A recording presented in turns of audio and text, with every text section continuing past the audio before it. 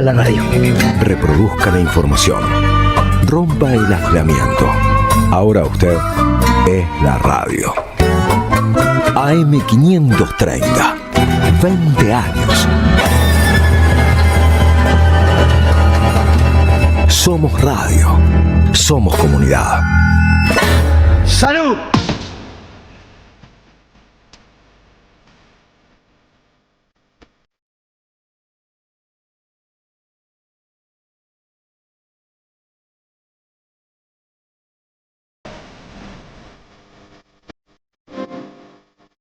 ¿Qué pasa, Rubén? Nunca lo olvidamos. A veces. ¿Y por qué no?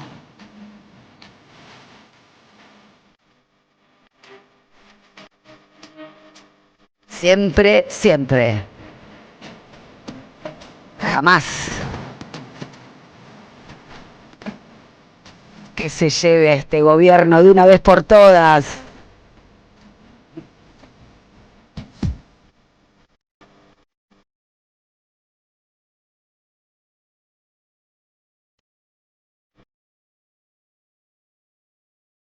Buen día. No soy Roberto Caballero, tampoco Sebastián Ridiconel Fernández y tampoco Nicolás Bárcico, a quien despedimos hace un ratito. Qué fea palabra despedir ahora con la reforma laboral. A quien le dijimos hasta el lunes, querido amigo. Ahí está. Bueno, son las 8:11. Estamos en la Radio de las Madres. Se pueden comunicar con nosotros para decirnos cómo están, qué les pasa, qué les parece lo que está sucediendo en el país, desde la ley penal juvenil que se votó ayer en diputados hasta la reforma laboral, hasta los policías que se autoperciben manifestantes. ¿Por qué no? Pero antes de eso, comuníquense al 11-3-200-0530. ¿Qué estoy diciendo? 11-3-200-0530. Hoy es viernes 13. Me falta Florcita para hablar de astrología y todo lo que implica, pero mañana es, obviamente, sábado 14. ¿Existirá el día de San Valentín? Con la depresión económica que existe, bueno, como dice Caballero, trate de amar, crea un usted, bueno, vamos a tratar de seguir amando. Pero antes tenemos que decir que hoy también tenemos sorteos, estamos solidarios, Nutrión Vita está solidaria, porque hoy el ganador del sorteo de Nutrión Vita se lleva 50.000 pesos. Para eso tienen que escribir al 11-3-110-3033. Cómo extraño a mis compañeros que decían al unísono, con la voz de Flor, comunicarse al 11-3-110-3033. Hoy el ganador del libro de El Aleph, que será entregado por supuesto en su domicilio, se lleva, escuchen este librazo tremendo, el combo del libro de Juan Pablo Feynman, el bueno, como solemos decir, Peronismo y filosofía política de una persistencia argentina, el tomo 1 y el tomo 2. Así que al final del programa, como siempre lo hacemos, vamos a anunciar quién es el ganador. Recuerden comunicarse o escribirnos, ¿no es así? Al 11-3-110-3033. Y también un par de entradas para Ariel Prat, el 21 y el 22 de febrero en el Teatro Catalina Sur, que está en Benito Pérez Galdo 93. Esto es Barracas, La Boca, por ahí, ¿no? Por ahí. Bueno, yo soy de Vélez, le ganamos a Boca 2-1. ¿Puedo decir esto? No me pongas esa cara, Silvio. Déjame que disfrute un poco. Pero bueno, se acabó lo que se daba. Tenemos en comunicación, para hablar de esta semana trepidante, de esta media sanción de la reforma laboral, a Gustavo Ciampa. Él es abogado laboralista, docente universitario, un referente nacional en derecho laboral, y además un compañero y un amigo. Buen día, Gustavo, ¿cómo estás? Acá Natalia Salvo en Caballero de Día te saluda. Buen día, Nati, ¿cómo te va? Acá andamos, todo muy bien, ponele.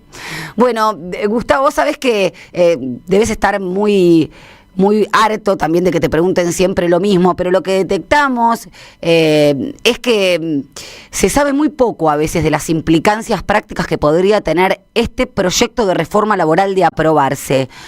Ayer o en estos últimos días empezaron a surgir en los medios ejemplos de qué sucedería en el caso de licencia por enfermedad, o empezó a pegar un poco también el tema del fraccionamiento de las vacaciones, la modalidad del pago de salario, incluso qué van a pasar con los convenios colectivos que de trabajo, por supuesto, tienen mayores derechos que establece la ley, con la caída de la ultraactividad. ¿Por dónde querés empezar a contarnos cuál es la gravedad histórica de este proyecto? Mira, empiezo por compartir esto de decís que no había conciencia de lo que implicaba este proyecto de ley. Yo no sé si un mensaje engañoso de algunas autoridades del gobierno nacional llevaban a esta confusión en algún punto que hasta podía tener alguna dosis de egoísmo, ¿no? Con esto de no va a ser retroactivo, decía el secretario de Trabajo, habría que ver. Entonces la gente pensaba que no le iba a ser aplicable a quienes estaban trabajando.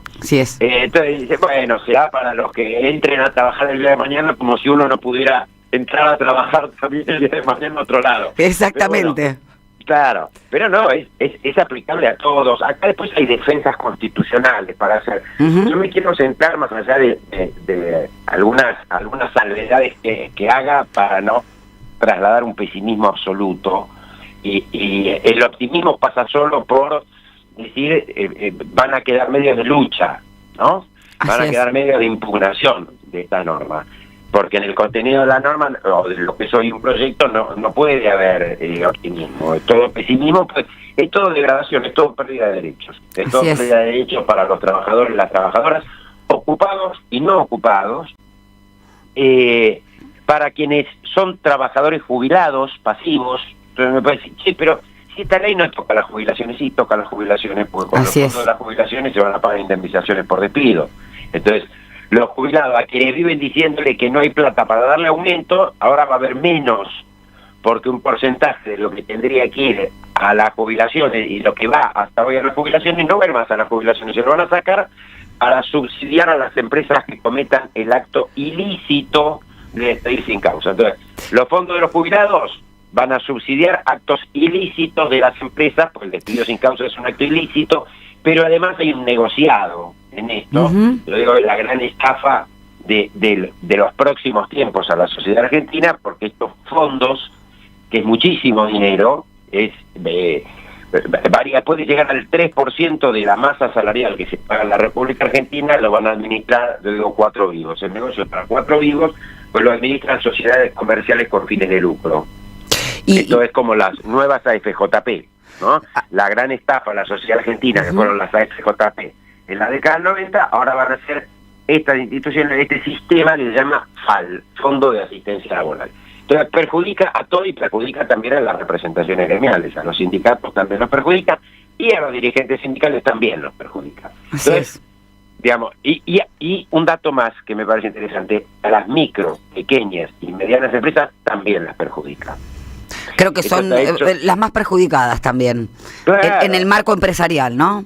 En el marco empresarial, pero cuando decimos, yo creo que con razón, que es una reforma patronal, a mí me gusta agregar, es una reforma patronal, pero para las grandes empresas, en favor de las grandes empresas. Las pequeñas, medianas, de las microempresas también están perjudicadas. Arrancamos por el tema que quiera. Yo lo que estoy viendo es mucha inquietud de la gente. Dice, pero ¿cómo? Si yo vengo trabajando hace 10 años, 13 años, 15 años, y entra mi vigencia esta nueva ley, si me despiden, ¿me pagan la indemnización reducida? Es la gran pregunta esa. Claro. En los términos de la ley, sí le van a pagar la indemnización reducida. Pues la ley en esto tiene aptitud o vocación de ser aplicable en forma inmediata. Cuando una ley quiere ser aplicable únicamente a los que ingresen a trabajar a partir de determinado momento, por ejemplo, a partir de la entrada en vigencia de la ley, bueno, lo establece expresamente. Esto lo dijo, por ejemplo, una reforma laboral que hubo en el año 1998, era Herman González el ministro de Trabajo, y redujo las indemnizaciones por despido. La 25013. La 25013. Y dijo, este régimen será aplicable a los que entren a trabajar a partir de la entrada en vigencia de esta ley. Bueno, este proyecto no lo dice. Con lo cual, a quien venga trabajando, tenga la antigüedad que tenga, Si al momento de entrar en vigencia esta ley sigue trabajando y en el futuro lo despiden, le van a pagar la indemnización reducida, porque lo que hace, entre otras cosas, este proyecto es reducir las indemnizaciones por despido. Esto es desproteger a los trabajadores y trabajadoras contra el despido arbitrario. En vez de protegerlos como manda la Constitución, los desprotege. Claro. Por eso es inconstitucional. Alguien puede decir, bueno, yo acabo de trabajar 8 horas. Lo que dicen de que este proyecto habilita que se trabaje 12 horas, a mí me va a ser aplicable, y si te va a ser aplicable, no automáticamente, claro, no automáticamente, pero tu empleador te va a poder llamar, porque esto lo faculta este proyecto de ley, y decir, vení, firmame acá que estamos acordando que podés llegar a trabajar hasta 12 horas sin que te pague horas extras, en el momento que yo lo considere necesario. Gustavo, y esas horas además que vas a trabajar otro mes, cuando tenga poco laburo, te voy a decir que vengas 4 horas. Ese punto que estás diciendo es central, porque este proyecto de ley, sobre todo en la parte mediática, por parte de las referencias del gobierno, se basa en la supuesta libertad del trabajador de coordinar, llegar a un acuerdo respecto de su jornada. Un acuerdo que es falso, porque no hay acuerdo, sino que hay imposición. Y yo digo, hay que pensarlo en la propia experiencia de la cotidiana del laburante. Si tu empleador te dice, bueno, a partir de mañana vas a trabajar esta extensión de jornada sin el pago de horas extras, ¿vas a poder decir que no? Es que no se puede. Ahí está el punto. Si querés mantener el laburo. El que quiere mantener el laburo no va a poder decir que no. O le va a resultar muy difícil decir que no. Son pocos los que van a estar en condiciones de decir que no. Mirá, entonces yo digo, este proyecto es un enorme retroceso en la historia de las relaciones laborales y por ende la evolución de la humanidad. Uh-huh.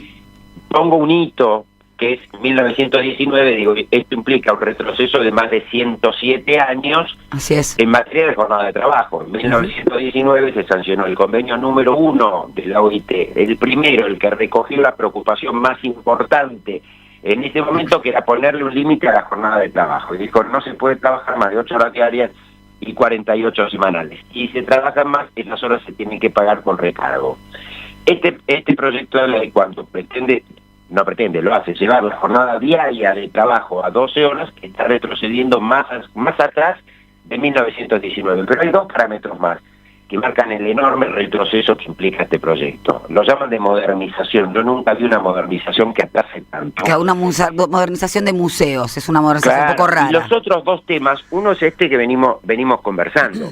El surgimiento del derecho del trabajo, no en la Argentina, no es un invento porteño, no es un invento del peronismo, no es un invento argentino, no es el dulce de leche, es el mundo, el mundo.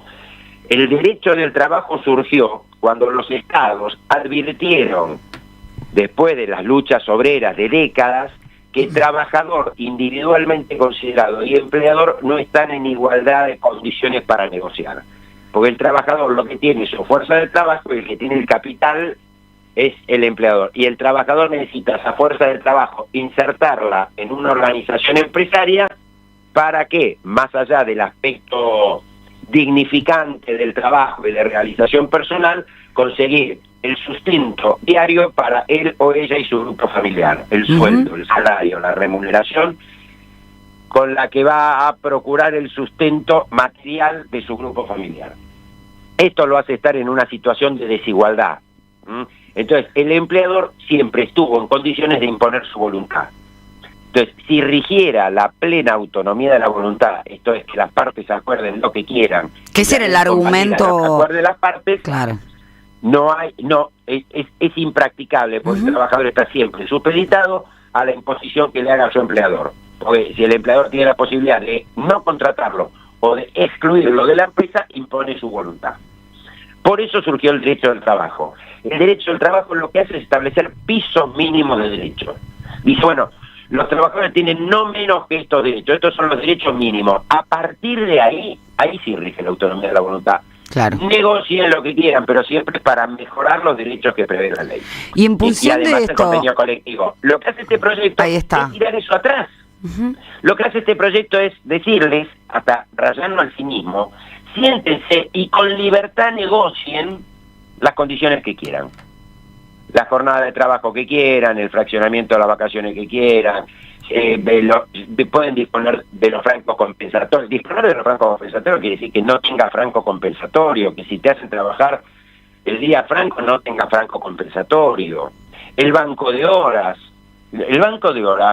además de implicar un tema de pérdida salarial para los trabajadores y trabajadoras, porque cuando trabajes más de 8 horas diarias o 9 horas diarias por una modulación singular que hay en nuestro país, no vas a tener derecho a cobrar horas extras. Además del aspecto económico, tiene un aspecto que hace a la vida de las personas que trabajan, que es la posibilidad de organizar su vida más allá del aspecto laboral, más allá de su faceta de trabajador o de trabajadora inmerso en un proceso productivo o de servicio.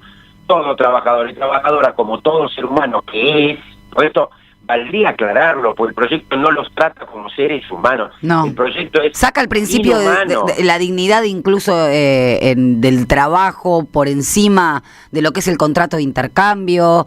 Esto que mencionabas vos, la soberanía del tiempo, ¿no? La posibilidad de organizar tu vida conforme tu propia voluntad. Tener otras actividades familiares, sociales, recreativas, hasta otros trabajos. Nadie va a poder tener 2 trabajos porque no vas a tener horario fijo, predeterminado en ninguno de los trabajos, porque el empleador te va a poder modificar los horarios de trabajo, ampliando tu jornada de trabajo a 12 horas o disminuyéndola a 0. Y esto no es con carácter permanente, esto es un vaivén, esto es cuando quiero trabajar 12 y cuando quiero trabajar 4, y cuando quiero trabajar 10, cuando quiero trabajar 6. Y no te pago las extras. Entonces, no se va a poder organizar la vida. Esto es, a ver, el carácter inhumano del proyecto se ve en esto, que cuando tienen materias primas que requieren determinados cuidados, las empresas toman los cuidados de preservación de esas materias primas. Así es. En general. Con los trabajadores y las trabajadoras, no. La ley establece que ni siquiera... Ahí está, ni siquiera un objeto. Ni siquiera un objeto, ni siquiera una materia prima. Es lo que decía el secretario de Empleo de Mauricio Macri. Sí. Para las empresas contratar y despedir tiene que ser algo natural, dijo, como comer y descomer. Tremendo. Estuvo educado. Claro.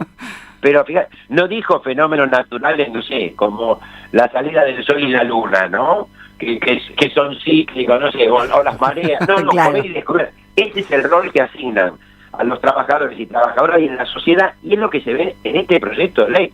La inclusión que hicieron del tema del tratamiento de las enfermedades inculpables es gravísimo. Es realmente estamos viviendo en ese sentido en el país de Capusotto, como escuché hace un ratito, porque es increíble. Vos te enfermás y tenés que pagar con tu salario. Sí. Claro.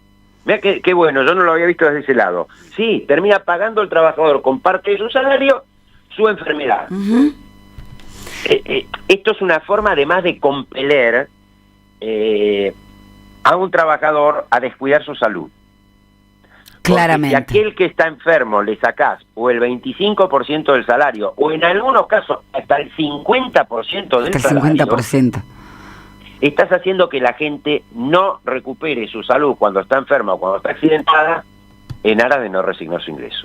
Y Gustavo, como para ir cerrando, porque quiero aprovecharte en este aspecto, también toca el tema de la ultraactividad, que no, el proyecto de ley, que no, a veces no se comprende los efectos prácticos que puede tener un convenio colectivo, con esta, digamos, narrativa o cultura un poco de la negociación individual, no se cae en la cuenta de qué es lo que sucedería en el caso de que un convenio colectivo deje de tener vigencia. Yo lo ponía ayer en términos de, supongamos que vos firmás un contrato de locación en donde alquilás un inmueble con destino de vivienda. Se te está por terminar el plazo, se te vence el contrato y vas a quedar en la calle. Ahí no hay, tu contrato de locación no dura, no perdura. Tenés que volver a negociar de cero. Bueno, eso es lo que quieren hacer con los convenios, para que no suene tan complejo el tema de la ultraactividad o la vigencia del convenio después del vencimiento. Claro, pues se ve distante, parece que es un tema de los sindicatos. Totalmente. Que no afecta a los trabajadores y trabajadoras, y sí, los afecta por lo siguiente. Todos los derechos que provienen del convenio colectivo de trabajo se mantienen, esto es lo que establece hoy la ley, se mantienen, pero además porque tiene su lógica que se mantengan, porque hace a la esencia de los convenios colectivos de trabajo. El convenio colectivo de trabajo no es un contrato.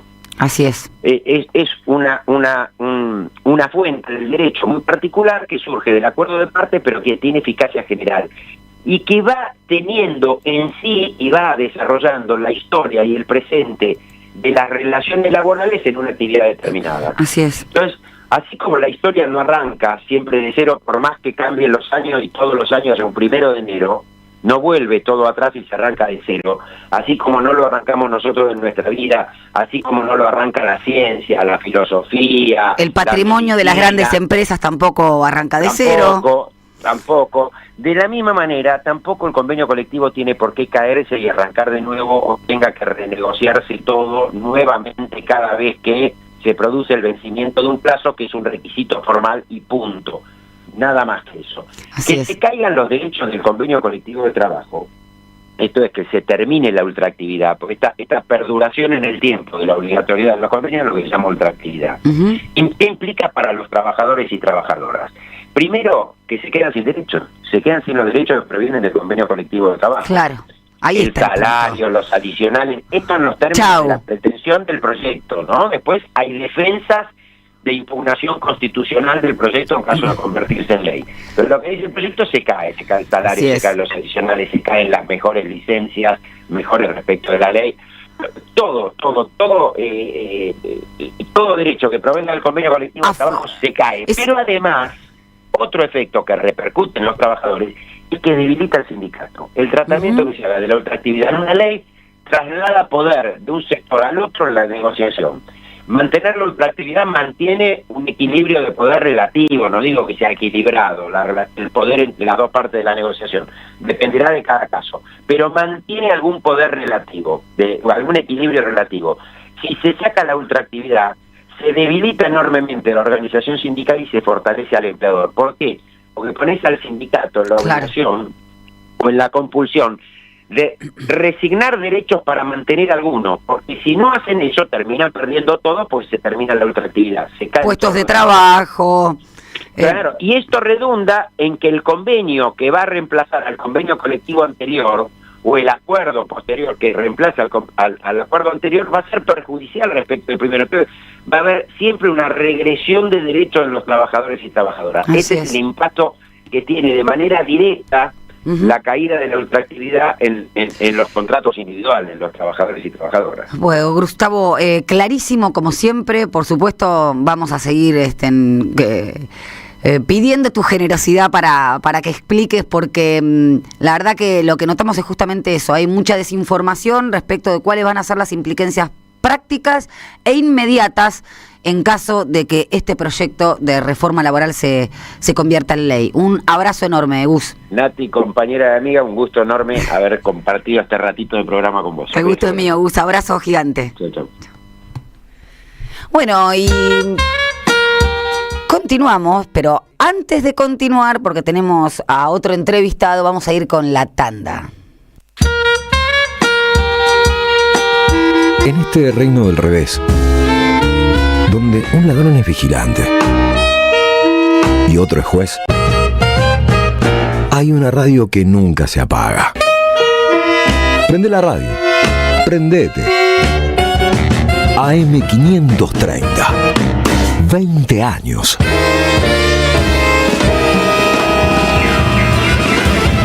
Somos radio, somos comunidad. Colección Tapas que hicieron historia presenta su 8º libro. La era presidencial de Mauricio Macri contada en las mejores tapas de Página 12. La vuelta al poder de la pata civil de la dictadura. FMI, ajuste, represión y mucho más. Pasaron cosas. Disponible en la librería de Caras y Caretas, Junín 365. Gracias, mami. Escuchar este mensaje te toma más tiempo que abrochar tu cinturón o la sillita de tu hija o hijo. Un clic que salva. Ministerio de Transporte, Gobierno de la Provincia de Buenos Aires. Lo nuevo en Ediciones Continente. La dictadura del capital, un libro sobre la complicidad civil y militar. En sus páginas, los autores revelan el origen de la deuda histórica que nos asedia. Ediciones Continente. Editamos futuro con memoria. Ingresá a edicontinente.com.ar o al Instagram @edicontinente. Queridos compatriotas, ¿se escucha bien? Quiero decirles que yo también los escuché, los escucho y los voy a escuchar siempre. No es un momento más, es un momento clave. No hay solución para el país con esta política y lo saben. Llega lo que el país necesita, la mirada sobre la actualidad que estaba faltando. Muy pronto, 11:11 por Argentina 12, periodismo con opinión. No fue magia. Librería El Aleph presenta el libro del año. Proscripta y sublevada. Crónicas ardientes de una Argentina indomable. Dice Cristina Fernández de Kirchner. Roberto Caballero y Cintia Ottaviano recuperan para nuestra memoria histórica hechos y figuras. No se trata de saber historia, sino de comprenderla, porque el futuro tiene historia. No te pierdas este libro con prólogo de Cristina Fernández de Kirchner. Sumate a la ola sublevada. Pedilo en www.aleflibros.com.ar y lo recibís en cualquier lugar del país. En la Defensoría del Pueblo podés hacer tu reclamo todos los días las 24 horas. Comunicate al 0800-222-5262 o encontrarnos en redes. Somos Defensoría PBA, Defensoría del Pueblo de la Provincia de Buenos Aires. Llega el verano y la cultura vuelve a ser un lugar de encuentro y alegría. Este verano te invitamos a disfrutar de vacaciones en toda la provincia de Buenos Aires con una programación pensada para toda la familia. Disfruta de teatro, música, cine, juegos, talleres y lecturas de verano. Con más de 600 actividades libres y gratuitas y la presencia de 1000 artistas en circuitos culturales que recorren cada territorio. Porque lo mejor de la cultura es la felicidad de compartir. Conocé la agenda completa en institutocultural.gba.gov.ar. Instituto Cultural, Gobierno de la Provincia de Buenos Aires. En épocas donde se premia el individualismo, defendemos lo colectivo. Nos encontramos todas las mañanas en Caballero de Día, un programa con opinión, análisis e información. AM530, la radio de las Madres de Plaza de Mayo. Construimos comunidad. Buscamos la verdad. Siempre.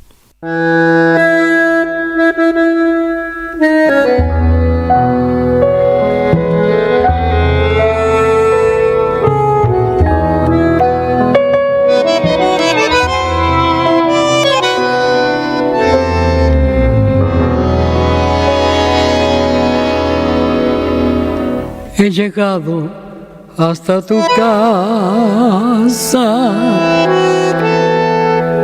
Yo no sé cómo he podido.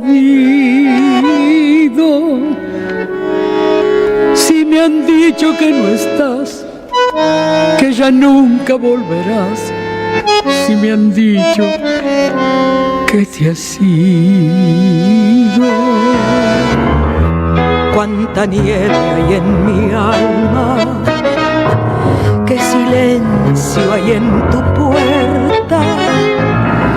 Al llegar hasta el umbral, un candado de dolor me detuvo el corazón. Nada queda en tu casa natal, solo telarañas que teje el yuyal, el rosal. Tampoco existe y es seguro que se ha muerto al irte tú. Todo es una cruz. Nada más que tristeza y quietud. Nadie que me diga si vives aún. ¿Dónde estás? Para decirte que hoy he vuelto arrepentida a buscar tu amor.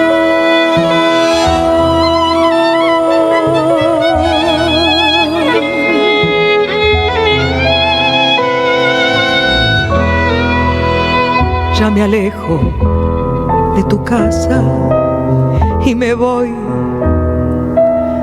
yo ni sé dónde. Sin querer te digo adiós, y hasta el eco de tu voz de la nada me responde. En la cruz de tu candado, por tu pena yo he rezado, y ha rodado en tu portón una lágrima hecha flor de mi pobre corazón. Nada, nada queda en tu casa natal, solo telarañas que teje el yuyal y el rosal. Tampoco existe y es seguro que se ha muerto al irte tú. Todo es una cruz, nada, nada más que tristeza y quietud. Nadie que me diga si vives aún. ¿Dónde estás para decirte que hoy he vuelto arrepentida a buscar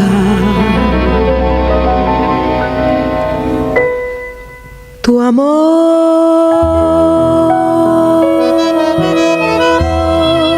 He llegado hasta tu casa, tu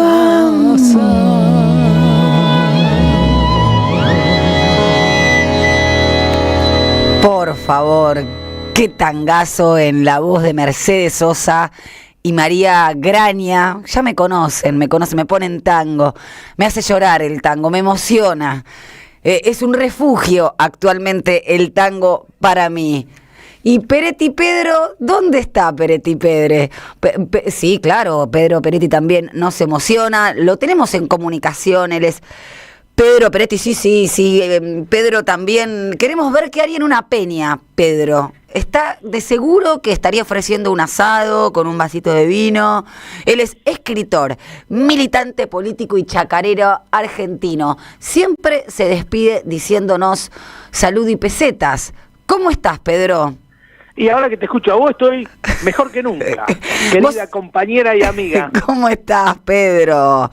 Y lo dije bien, escritor, militante político y chacarero argentino, ¿verdad? Sí, señor, militante, escritor, pero militante político, por sobre todas las cosas. Y déjame decirte, porque siempre te debe identificar con temas que son más de tu temática, pero Pedro escribió conjuntamente con Rafael Bielsa un libro muy interesante acerca de la historia de la persecución judicial.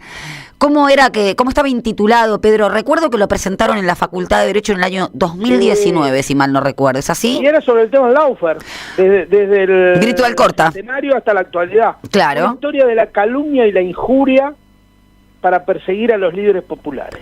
Vaya si no tiene vigencia. Mucha vigencia tiene el libro, y recién me acaban de mandar la liquidación de Paidós, y se sigue vendiendo bastante bien. Ya estamos por la tercera edición. Bueno, es muy bien. Sí. Pero te convocamos para hablar de otro tema, porque también tenés un libro que creo que sacaste el año pasado, hablando del campo argentino, su trascendencia en el... no del campo tal cual lo nomina o se apropia de ese significante, digámoslo así, la oligarquía argentina, pero sí un campo como un factor fundamental para el desarrollo argentino, para la soberanía alimentaria, y escribiste hace poquito una nota que creo que tiene que ver con eso, un trigo barato y el pan caro, es decir, otra vez el desacople de la exportación con el poco cuidado de la mesa para los argentinos y las argentinas, ¿no? Estamos, entiendo, asistiendo a récords históricos en cuanto a la baja del consumo anual per cápita en Argentina de pan, bueno, también con la leche y etcétera. Así que te escuchamos, Pedro. ¿Cómo es este análisis y cuál es la trascendencia en la situación actual en la Argentina con este proyecto económico? Bueno, vos lo escribiste muy bien. Estamos en una situación de que nos encontramos que hoy la Argentina tiene el trigo más barato del mundo. De todo el mundo, el trigo más barato es el de la Argentina. Más barato que en cualquier otro lugar, incluso más barato que el que se produce en Ucrania, ¿no? Que está en plena guerra. Por eso que ya es mucho, y claro, y por eso se hizo una exportación muy importante a China. que queda a miles de kilómetros de distancia de aquí, que hacía 30 años que no le podíamos vender un gramo de trigo y le vendimos casi 200.000 toneladas. 4 barcos se cargaron, que además esos 4 barcos que se cargaron se bancan un disparate logístico que tiene la República Argentina y que tiene mucho que ver con el déficit fiscal, que todo tiene que ver con todo, como dice la líder que tenemos presa y que tanta falta nos hace hoy. Imagínate que ese trigo se cargó en Timbúes, Santa Fe, a 50 kilómetros al norte de Rosario. De ahí fue a Montevideo. De Montevideo volvió a Necochea. Y de Necochea recién salió para China. Imagínate vos que ese recorrido disparatado son casi 150 kilómetros más largo por un canal muy costoso y con toda la irracionalidad logística que tiene eso por no hacer el canal de Magdalena, que es un canal, y esto es muy importante decirlo porque hay toda una operación para decir que el canal de Magdalena es un canal de los bonaerenses, y es absolutamente mentira. Por el canal Magdalena, que sale el 80%, o saldría el 80% de las importaciones y exportaciones que tiene la Argentina, que se cargan en los 34 puertos que circunvalan la ciudad de Rosario y que salen por la hidrovía, por ahí salen, por el Paraná vía hidrovía, que como se llama el canal de navegación del Paraná, que se hace artificialmente para que puedan salir los buques cargados, sabes que lo usan 14 provincias. O sea, hacer el Magdalena no es un problema de los bonaerenses. De los bonaerenses, claro. De todos los argentinos. Y el trigo está caro y el pan está caro. Cerraron 16.000 panaderías. Nati, 16.000 panaderías. Se vende el 85% menos de facturas. Yo estuve en la panadería. Lo que cuesta una factura es un disparate. Sí, una docena... Y el 50% menos de pan se vende. Digo, la harina es un consumo social por excelencia en la República Argentina, en los sectores populares. 85%, perdón, Pedro, porque la verdad es que son números alarmantes, no solamente el consumo, la baja del consumo del 50% de pan, el 85% del aumento de las facturas es interanual. Con relación al 24. Con relación al 24, claro. El 85% menos de factura con relación al 24. Claro, no estamos hablando de salmón rosado, estamos hablando de facturas. No, factura, pan, harina. Digo, este país va camino a este país está en medio de una hecatombe social. Sí. Todavía no nos hemos dado cuenta, todavía no ha despertado. Pero no hay nada más sin apuro que un pueblo haciendo la historia, dice Cita Rosa, ¿no? Sí. Bueno, es así. Yo creo que cuando despertemos de este sueño va a ser una cosa realmente lamentable que puede tener ribetes catastróficos para muchos sectores de nuestra población. Pedro, a mí me gustaría, porque lo haces en tu último libro, que tuve el gusto de leer, vos lo haces de una manera muy práctica para que entendamos quienes no nos manejamos en ese mundo, pero la trascendencia que tiene tener un modelo, digamos, económico en donde se cuide la mesa de los argentinos, pero lo haces con distintos puntos cuando hablas de la soberanía alimentaria. Si nos puedes contar en llano por qué es importante que haya protección estatal o una política agropecuaria estatal por parte del gobierno, en qué beneficia a los consumidores, por qué es necesario para no llegar justamente a estos números en términos de lo que cuesta el pan, lo que cuestan las facturas, incluso para el pequeño comercio, para el mercado interno. ¿Cómo nos podías traducir en fácil, digamos? Mirá, nosotros tenemos que garantizar que la comida llegue a precios baratos, accesibles a la mesa de los argentinos y que sea producida por productores agropecuarios, para la cual tenemos que cambiar todo el esquema logístico de la República Argentina. Ahí está. No es nada del otro mundo, es volver a lo que alguna vez se hizo, no a inventar la pólvora ni nada de eso, es inventar lo que ya se hizo en la Argentina del 45 al 55, del 73 al 75, del 2003 al 2015, es hacer una política a favor de la soberanía y seguridad alimentaria que tenga como eje la mesa de los argentinos, para lo cual el primer problema que hay que resolver es el logístico. No puede ser, Natalia, que la leche que le llega a la mesa a tus hijos ahí recorra promedio en la República Argentina 1.000 kilómetros. O sea, la leche recorre 1.000 kilómetros y el problema logístico, esto que mencionás vos que es central, entiendo que en el costo del producto final, que te llega a vos al almacén, al supermercado, ¿cuál sería, digamos, una política nacional y popular para decir, esto es innecesario, logísticamente es improductivo? Vos lo planteás muy bien. El consumo de cercanía, la producción de cercanía. Y modificar el 30% del precio de los productos alimenticios en la República Argentina es logística. Y el 50% de la logística, o más, hoy más todavía, está dolarizado. Cada vez que aumenta el dólar, cada vez que te toca el dólar, va a los precios. Pero algo que marcaba Cristina, ¿no? También, la dependencia del dólar en una economía bimonetaria. Exactamente. Y además vos date cuenta que hoy están liberadas las tarifas, o sea, con lo cual pagás cualquier cosa. El gasoil aumentó, no sé, qué porcentaje, no me acuerdo en este momento, impresionante. Entonces todo eso va al precio de los alimentos. Y por eso tenés, el mes pasado tenés 6.45 de aumento de inflación en la canasta básica de los alimentos. Claro. O sea, es una cosa que es elemental, pero que nosotros además, como sectores nacionales y populares, tenemos que resolver. No nos puede pasar lo que nos pasó en el gobierno de Alberto Fernández, que teníamos este mismo problema y que no lo lográbamos entender nunca. Tenemos que hacer una política para cambiar la matriz de producción de alimentos de la República Argentina, volver al consumo de cercanía, garantizando la soberanía y seguridad alimentaria de la nación, y para cual eso requiere una política de corto, mediano y largo plazo. Clarito, o sea, cortito y al pie, ahí escuchen. Así que eso es lo que tenemos que hacer, se puede hacer, es relativamente fácil hacerlo, no es costoso hacerlo, pero hay que tener la disposición política de hacerlo y entender cómo funciona este problema. Bueno, y ahí está el punto, ¿no? Como bien decís vos, con políticas de gobiernos, más allá de la complejidad o de la facilidad en la instrumentación, se tocan determinados intereses concentrados, y ahí la complejidad no va a ser nunca, entiendo, tranquilo implementar una política de esas características. ¿Cómo lo ves vos? ¿O cuáles serían los obstáculos? El obstáculo de la oligarquía terrateniente de este país, que existe y está más fuerte que nunca.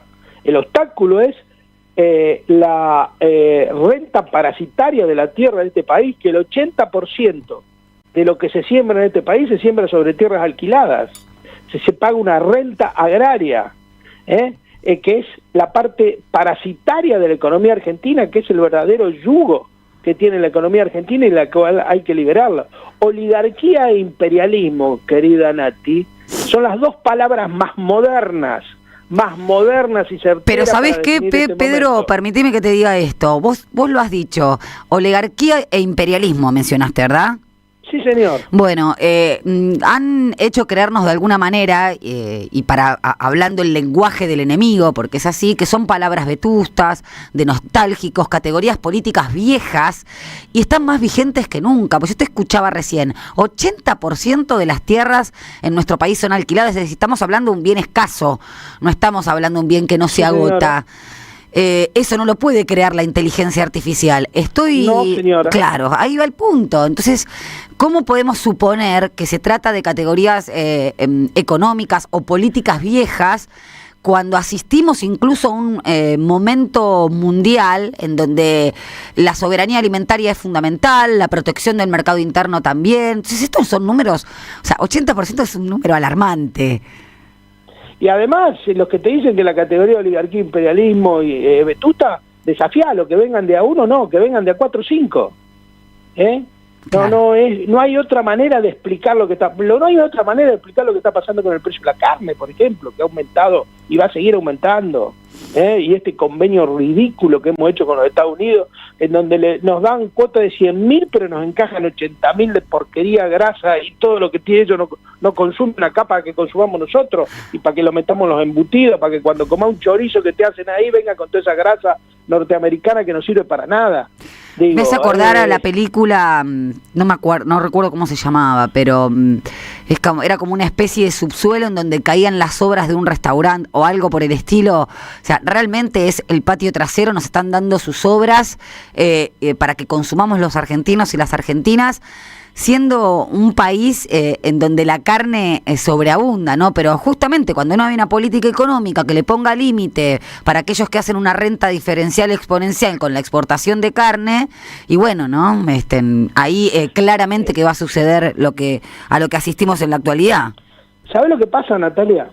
El campo nacional y popular tiene que primero discutir una nueva medida para mover los modelos económicos y agrarios fundamentalmente. Hay que tener una nueva unidad de medida. No se puede medir todo por el volumen / exportación.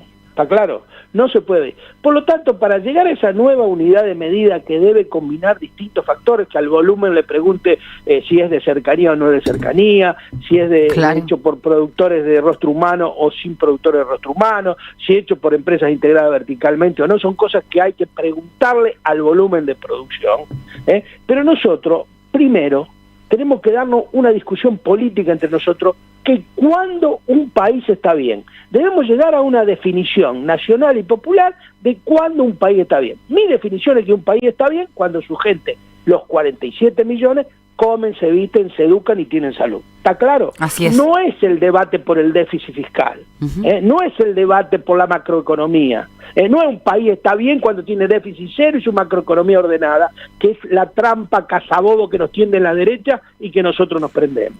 Y después cuando discutamos el déficit, sí señor, vamos a discutir el déficit. ¿Cómo se arma el presupuesto de una nación? ¿Cómo lo armaba Perón? ¿Cómo lo armaba Juan B. Justo, que decía que trabajó mucho en el tema de los presupuestos? ¿Cómo se armaba? Se armaba a partir del gasto. Te decía, se necesita tanto para vestirse, tanto para educación, tanto para esto. Al revés que ahora. ¿Cuánta plata tenemos que juntar? Claro. ¿Cuánta plata tenemos que juntar?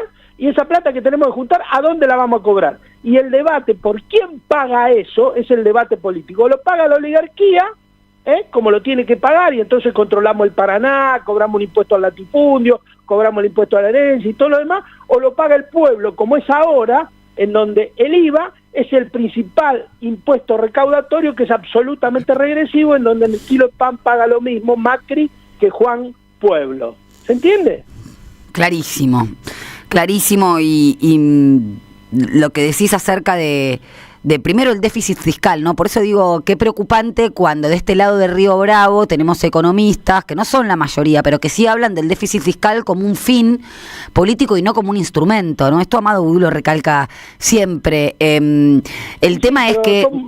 hay muchos economistas de este lado que se enganchan. Exactamente, por eso digo, como si fuera un objetivo en sí mismo lograr el déficit fiscal y no que sea un instrumento económico. Vos bien lo dijiste, un pueblo que se viste, que tiene ocio, que tiene trabajo, que tiene salud, es para lo cual existe incluso el patrimonio erario público, porque recién ahora la derecha se da cuenta que los derechos se financian. Claro que los derechos se financian, el tema es quién los financia, como bien decís vos, y esa es una discusión de primer orden, de primera dimensión, de primer nivel, y después, bueno, están en las de segundo término, desde ya. Ahora, yo te digo una cosa, estamos discutiendo el déficit fiscal, ¿no es cierto?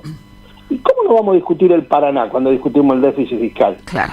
Que tenemos un agujero que se van estimativamente piso 2.000 y otros hablan hasta de 20.000 millones de dólares. Ponen la cifra, pero el piso es ese. O sea, tenés 2.000, 2.500, 3.000 palos verdes para controlar ahí y mirá para otro lado. ¿Viste? Entonces, bueno, eso es lo que nosotros no nos puede volver a pasar si llegamos a ser gobierno. O sea, nosotros tenemos que tener un férreo control de las exportaciones de este país. Y se exporta lo que sobra, no todo, que es otro concepto totalmente distinto. Nosotros no vamos a exportar todo el trigo, vamos a exportar el trigo que sobra después de que los argentinos consuman, porque si no, no tiene gollete. Bueno, y no para que somos un gobierno que piensa el pueblo en primera opción, si no somos un gobierno liberal más. Es que nos han hecho creer que eso es una política, nos han hecho creer, o sea, hablan como si fuera una política de Estado, no se exporta todo. Y cuando digo una política de Estado, algo que no se cuestiona. La política de Estado tiene que ser la alimentación, la soberanía alimentaria en el pueblo argentino. Obvio. Y ahí va el punto, eso es ideológico. Lo mismo que la construcción de cualquier tipo de dato es ideológico. Pensemos en lo que está pasando en el INDEC, ¿no? Entonces, creo que hay que volver a rediscutir esto que vos siempre planteás, Pedro. Bueno, acá tenés un montón de saludos de gente que te quiere mucho en la audiencia y que te está mandando muchos besos, que dice que te vota.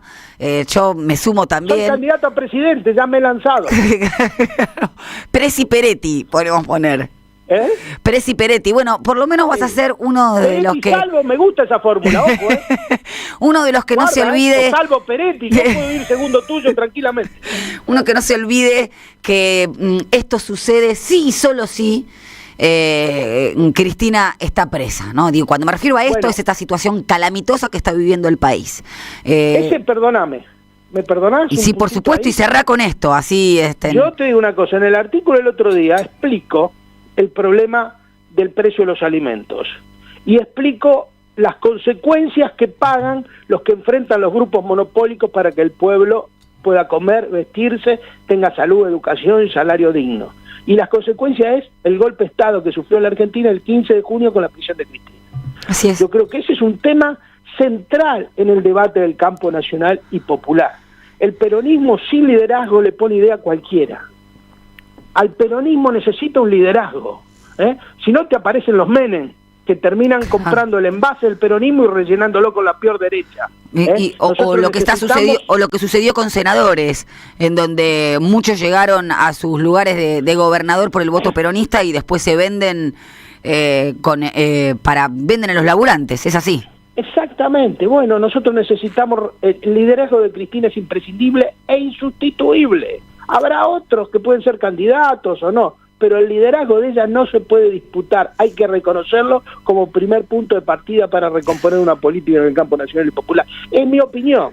No, es tu opinión y acá hay un apoyo masivo en la audiencia que dice te voto, Pedro, te voto, te votamos, traigan una urna. Bueno, y mientras hablabas veía acá en la tele, digamos, que el consumo de carne es el menor en 20 años. Así que, Pedro, nunca más justas tus palabras. Te mando un abrazo enorme. Obviamente nos vamos a seguir encontrando. Y bueno, gracias totales, diría alguien. Bueno, muchísimas gracias a vos por el llamado. Vamos a estar en La Plata el día 27, ahí con Raimundi y con José Bolis, en una charla. Con José. En una charla sobre el tema del campo de la dictadura. Estamos ofreciendo nuestras charlas, Natalia, y que creo que en algunas nos vamos a sumar juntos. Por supuesto. Con los Círculos de la Resistencia por la Libertad de Cristina, hablando sobre los 50 años del golpe de Estado. Gracias, Pedro. Un abrazo enorme. Salud y cosechas. Hablábamos con Pedro Peretti. Nos vamos ahí a una tanda.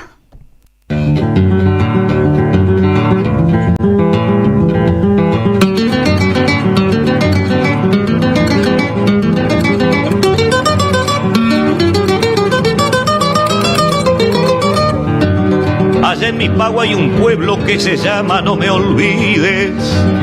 Quien lo conozca que cuide su recuerdo como gema, porque hay olvidos que queman y hay memorias que engrandecen, cosas que no lo parecen, como el témpano flotante, por debajo son gigantes sumergidos que estremecen.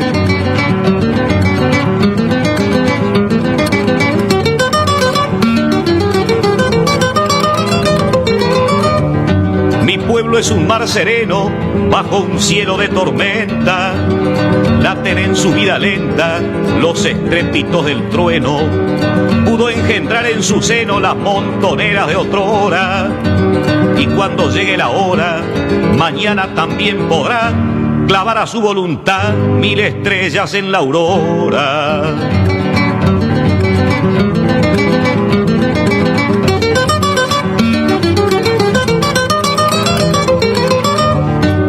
No hay cosa más sin apuro que un pueblo haciendo la historia. No lo seduce la gloria, ni se imagina el futuro. Marcha con paso seguro, calculando cada paso. Y lo que parece atraso suele transformarse pronto en cosas que para el tonto son causa de su fracaso. Mi pueblo no es argentino, ni paraguayo, ni austral. Se llama pueblo oriental por razón de su destino. Pero recorre el camino de sus hermanos amados, el de tantos humillados, el de América Morena, la sangre de cuyas venas también late en su costado.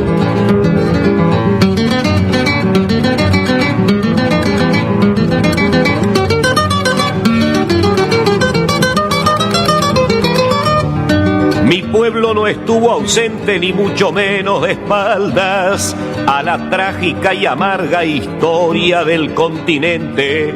Fuimos un balcón al frente de un inquilinato en ruinas, el de América Latina, frustrada en malos amores, cultivando algunas flores entre Brasil y Argentina.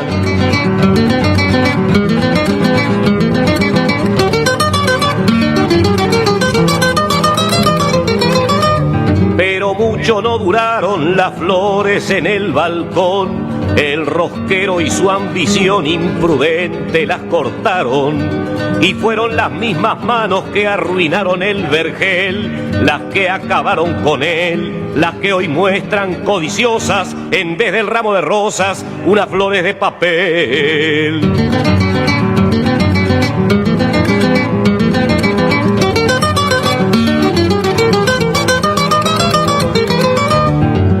No falta el bobalicón, nostálgico del jardín, pero entre todos el ruin es el que trajo al ladrón. Ese no tiene perdón. Si protegen sus ganancias, la decencia y la ignorancia del pueblo son sus amores. No encuentra causas mejores para comprarse otra estancia. Ese sí no es oriental, ni gringo, ni brasilero. Su pasión es el dinero, porque es multinacional. Mentiroso universal desde que vino Hernandarias, piensa en sus cuentas bancarias, ponderando a los poetas que hacen con torpes recetas canciones estrafalarias.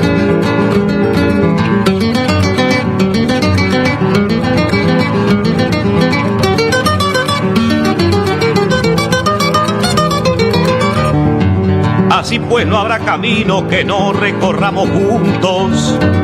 Tratamos el mismo asunto, orientales y argentinos, ecuatorianos, fueguinos, venezolanos, cusqueños, blancos, negros y trigueños, forjados en el trabajo, nacimos de un mismo gajo del árbol de nuestros sueños.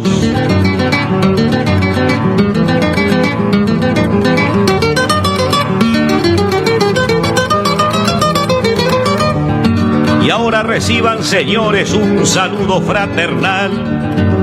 Dice mi pueblo oriental, ya vendrán tiempos mejores. Cifra de nuestros amores, poncho patria en el espanto. De mi pueblo y sus quebrantos no les puedo conversar, solo les quise entregar su corazón con mi canto. En AM530 pasan muchas cosas. Y todo lo que pasa está en la red. Somos Radio AM530 en YouTube. Entérate de lo que pasa. AM530. Somos redes. Somos radio. Cuarteto Cedrón presenta Siempre Estoy Llegando. Domingos 1, 8, 15 y 22 de febrero a las 20 en Hasta Trilce, Masa 177, Capital Federal. Esto es simple, querida, como el globo de luz de los... No te pierdas a Juan Tata Cedrón y su cuarteto. Y la música viene y a mi lado la música. Conseguí tus entradas por Alternativa Teatral. Vení a conocer la provincia de Buenos Aires. Turismo todo el año. Provincia bonita Argentina. Más información en buenosaires.tour.ar. Gobierno de la provincia de Buenos Aires. El sabor que te acompaña es Café Bantú. El aroma en la mañana de Café Bantú. Bantú. Yerba mate La Buena. Conserva el aroma y sus propiedades de origen. Libre de gluten, buena calidad y buen precio. Toma mate y seguí escuchando la 530 con Yerba Mate La Buena. Tu compañía de vida y buenos momentos. Hoy Salgo te invita a descubrir teatro, música, experiencias para compartir y actividades para las infancias. Suscríbete en hoysalgo.com.ar y empezá a disfrutar desde hoy descuentos exclusivos pensados para vos. hoysalgo.com.ar. Elegí mejor, salí distinto y viví más. Comunidad Loma Segura. Sumamos 300 nuevas alarmas y alcanzamos más de 1.300 en todos los barrios. Municipio de Lomas de Zamora. Gobierno de la comunidad. Intendente Federico Otermín. La patria no se vende en San Telmo. Enamorados de la patria. Radio, Café Concert, pantalla gigante donde contribuimos a nuestra memoria y artistas invitados. Y esto es para ti. Los esperamos, sábado 14 de febrero a las 21 en el Club Social Cambalache. Defensa 1179, San Telmo. Entradas por alternativa teatral. La patria no se vende. Produce Don Narciso. Auspicia AM530 Somos Radio. ¡Wow! ¿Cómo dices cuenta DNI? ¡Wow! ¿Que ahora tienes plazo fijo? ¡Wow! ¿Y que tienes una tasa especial? ¡Wow! Y eso hace que tu dinero crezca. ¡Wow! Y crezca. ¡Wow! Y crezca. ¡Wow! Pará, ese último wow no entendí. ¡Wow!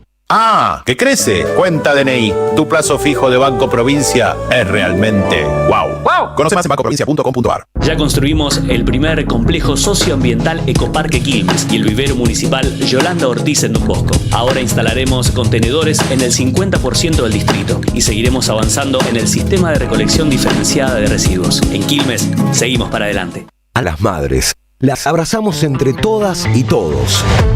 No les vengo a hablar de lo mal que nos trata el gobierno.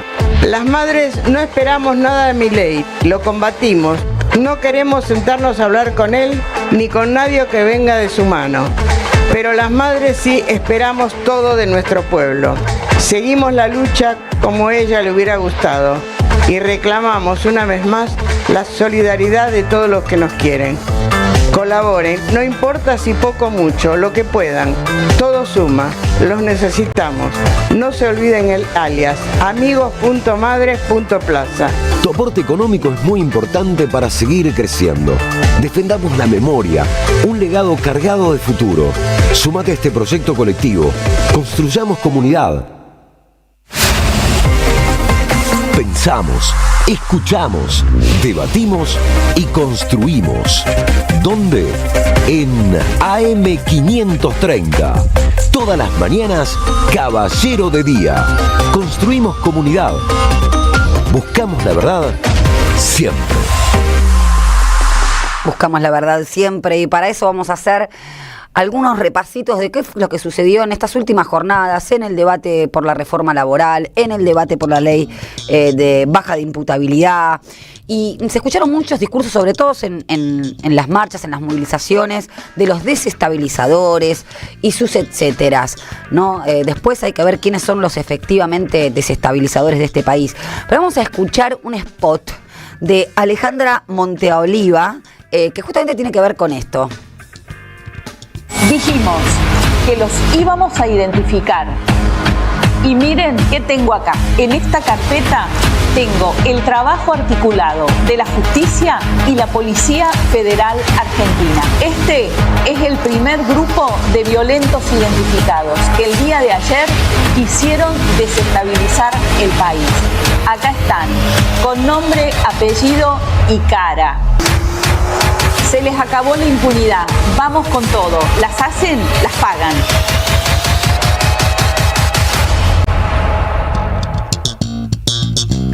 Qué olor a teoría del enemigo interno. Bueno, la vez pasada decía que el derecho se utiliza como instrumento de terrorismo o como instrumento de emancipación. En este caso, fíjense, ¿no? Quienes manifiestan, quienes ejercen su derecho constitucional a la protesta en el espacio público sin violencia, porque hay que decirlo, son señalados como terroristas, como violentos, como el factotum o la causa del mal de la República Argentina. A eso sí se les aplica la ley del que las hace las paga, mientras que cierto sector del Poder Judicial le procura la impunidad a nuestros endeudadores seriales. Y ustedes van a decir, ¿qué tiene que ver esto con la reforma laboral?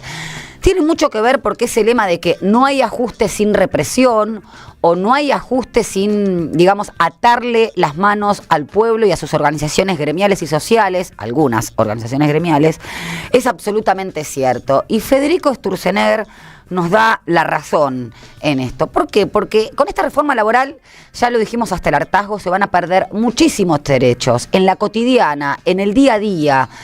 Por ejemplo, si te enfermas, lo dijo Gustavo Ciampa al inicio del programa. Entonces eso o lo presentan como algo bueno para que vos lo aceptes tácitamente, o la verdad que genera repudio, genera movilización y un reclamo popular en la calle y después en la justicia.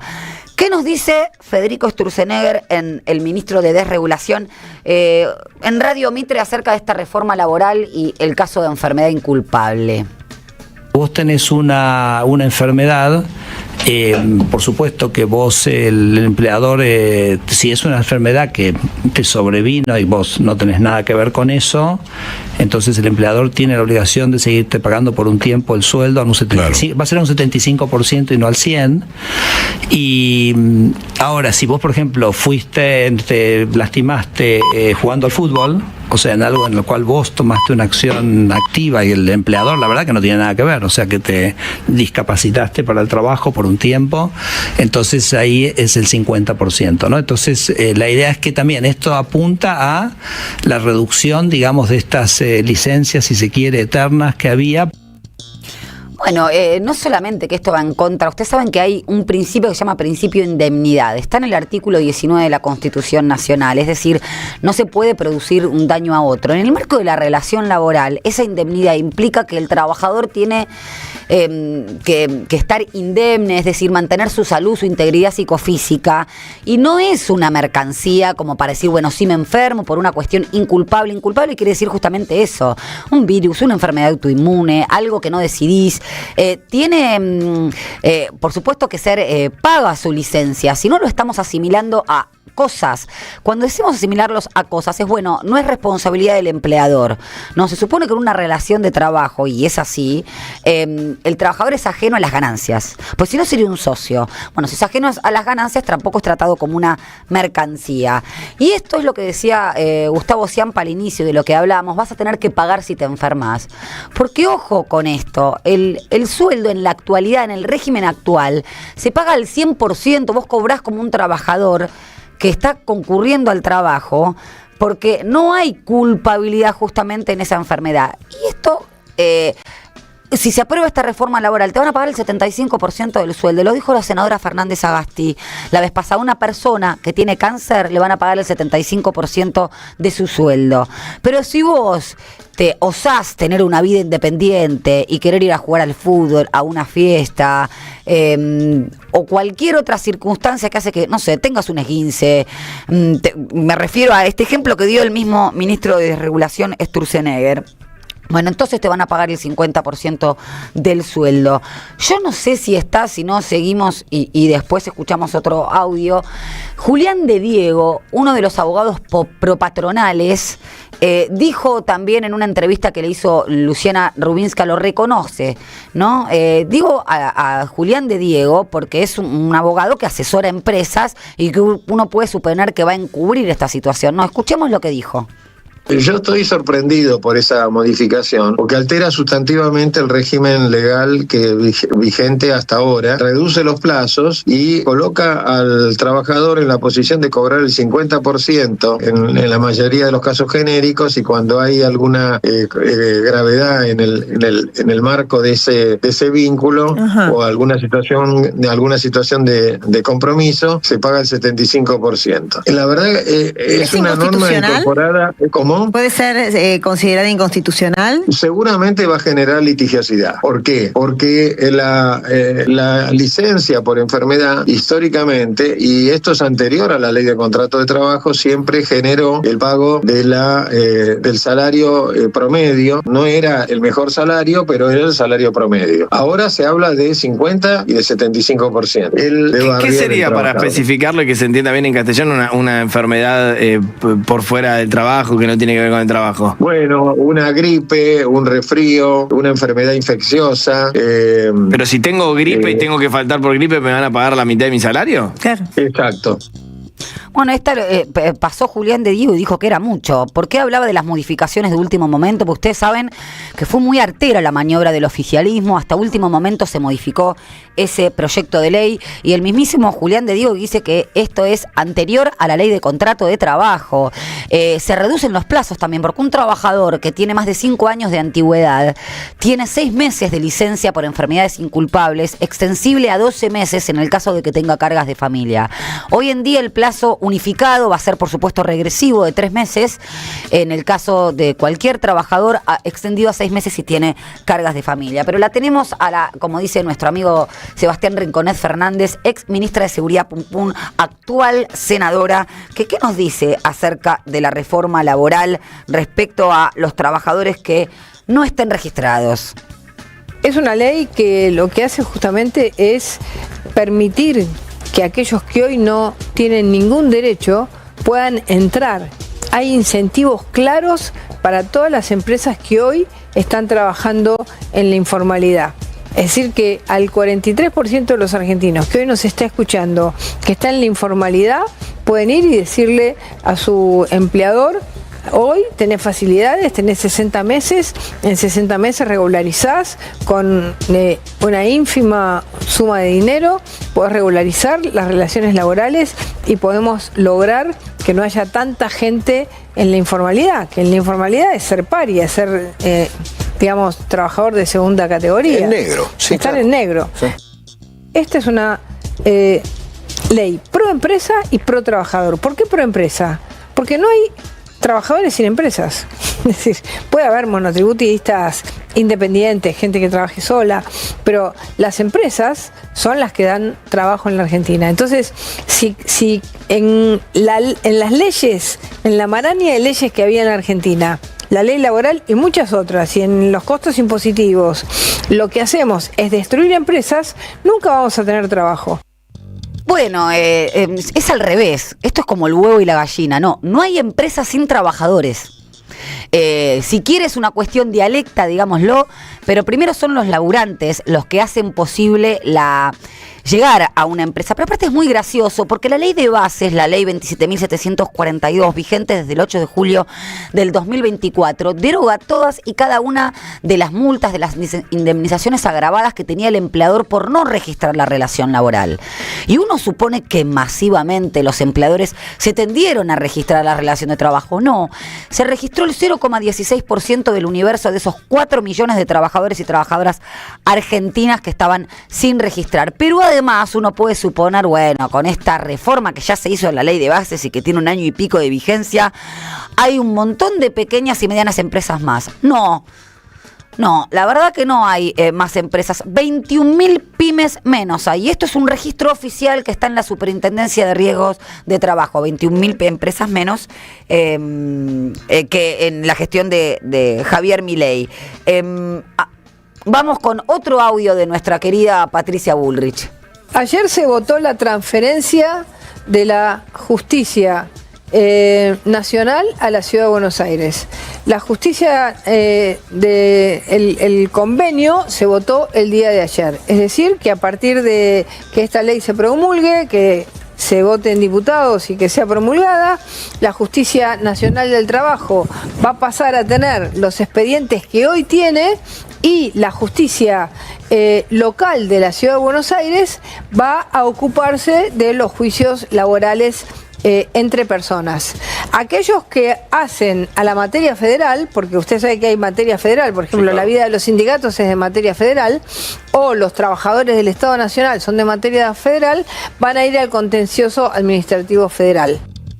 Bueno, esto también fue de último momento. El 9 de febrero el presidente firmó un decreto habilitando al jefe de gabinete al traspaso de competencias de la Justicia Nacional del Trabajo al ámbito de la ciudad.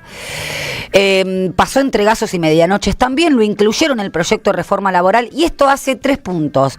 Primero, que el fuero histórico creado el 30 de noviembre de 1944 para defender la legislación laboral quede prácticamente como un fuero residual. Las cuestiones sindicales al parecer van a pasar al fuero contencioso administrativo federal, que sabemos que es un fuero absolutamente oficialista, oficialista en términos de la derecha, no oficialista entre el 2003 y el 2015, pero también no se van a a nombrar más jueces del trabajo. Es decir, es realmente catastrófico porque la Justicia Nacional del Trabajo no es una justicia parcial.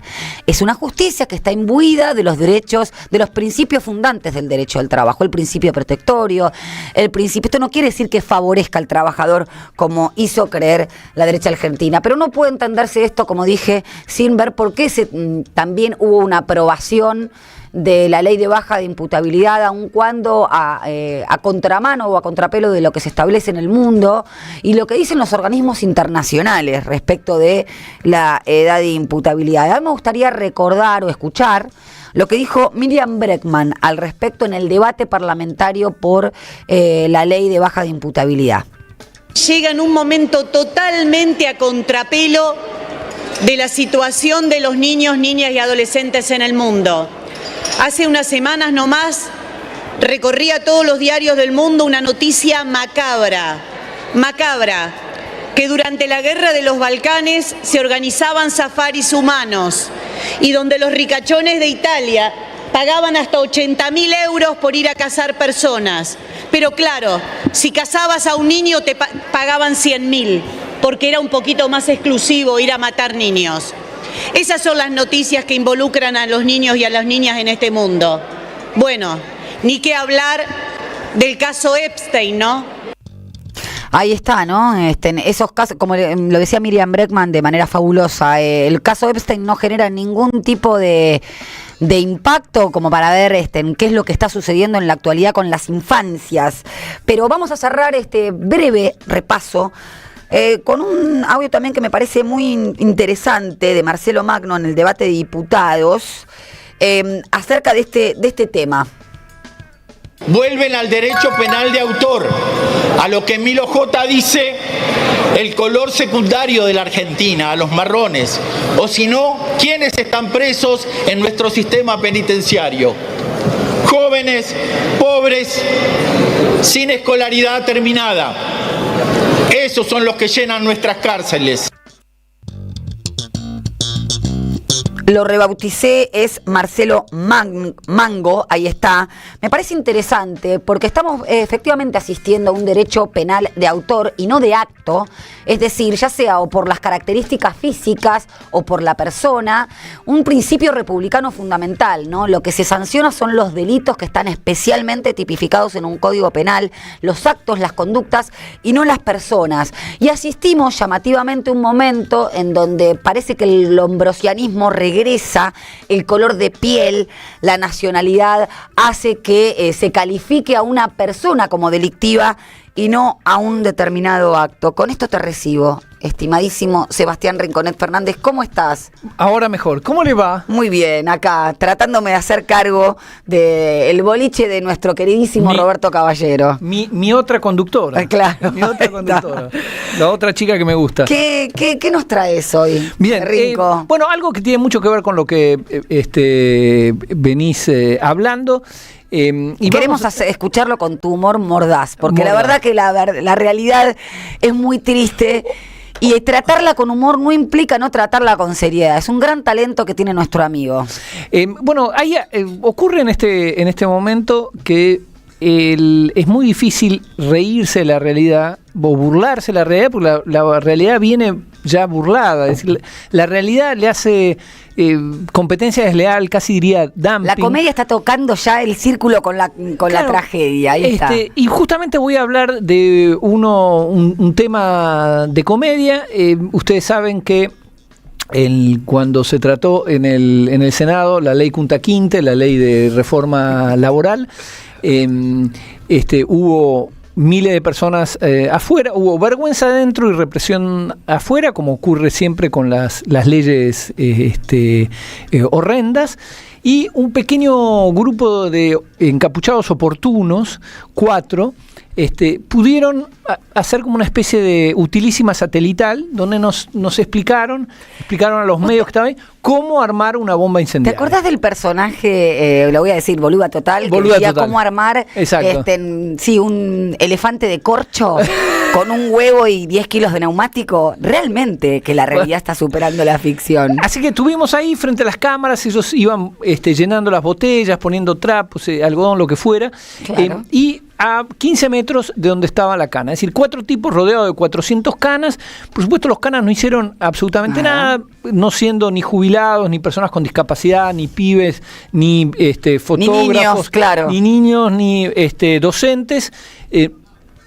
Los hidrantes los acariciaban, el agua le pasaba al lado. Casi como para hacer una coreografía. Para hacer un coreo, ellos tiraban los cócteles Molotov y caían detrás de los canas. Había como una especie de cortesía mutua en el pifie del lanzamiento, tanto de agua como de bombas Molotov. A pocos metros había manifestantes que no estaban haciendo nada y ellos sí fueron gaseados. Bueno, aquí que estos niatos se levantaron y se fueron. Los canas no hicieron nada, pero sí después agarraron un montón de otras personas que no estaban haciendo absolutamente nada. La ministra Verde Oliva, Monte Oliva, la que reemplazó a la ministra Pum Pum, explicó la dificultad de apresar a 4 niatos rodeados de 400 canas cuando estaban en plena flagrancia, es decir, arrojando bombas Molotov. La escuchamos. Es complejo identificar grupos específicamente con estas características violentas. Recién uno de los periodistas hacía referencia al 2017. Yo vengo un poquito más acá. Todavía no he visto las imágenes comparadas, pero yo le aseguro que si comparamos con las imágenes de uno de los días de marzo 2025, ¿recuerda cuando se quemó el patrullero de policía de ciudad? Claro, bueno, las imágenes y los grupos son muy, muy similares a estos que vimos ayer. Hablando de derecho penal de autor. Derecho penal de autor. Esto es maravilloso. Tenemos a la ministra Verde Oliva decir, es muy difícil identificarlos, pero son los mismos que hicieron los demanes. Claro. Es decir, no los puedo identificar, pero ya los identifiqué. Son los encapuchados de Schrödinger. Y además, de los que quemaron el patrullero, los que quemaron también el vehículo de cadena 3, que dieron vuelta el vehículo, le prendieron fuego, la cana miraba. Con la ley de bases, ¿no? 12 de junio de 2024. La ley pasta base, absolutamente. Quemaron el vehículo y después vino un auto a buscarlos, se subieron al auto y se las tomaron. Nunca supimos quiénes son, pero ahora nos dice la ministra... Pero escúchame, hay servicio de traslado para manifestantes. Vos no te viene nada bien. Nada bien. Quieren agregar un servicio adicional y no lo aceptamos. Así que maravilloso esto. Arrancamos entonces, 4 niatos rodeados de 400 canas, no le disparan, no los detienen, no los van a ver, no hacen absolutamente nada. Después la ministra dice, es complicado detectarlos, es complicado saber quiénes son. En la misma frase te dice, pero son los mismos que... Y ahora... nos dicen que finalmente los atraparon. Es decir, que hay 4 perejiles que van a ser prontamente detenidos y nos van a explicar, creo que leí en Clarín que los detectaron porque uno tenía un tatuaje, entonces eso ya era una prueba. El tatuaje abajo de la remera. Exactamente. Yo lo que le aconsejaría a la ministra Verde Oliva es que la mejor manera de detenerlos es deteniéndolos. Es decir, la próxima vez que haya un niato que tire bombas lacrimógenas a 15 metros de un cana, que la cana lo detenga. Claro, qué idea fabulosa. Yo podría ser asesor. Yo te pondría como ministro de seguridad. No me iría peor. Bueno, vamos a una tanda entonces, previo, y tenemos al último entrevistado de nuestra mañana, porque en la Radio de las Madres continuamos después con el equipo de Tonietti a las 11 de la mañana.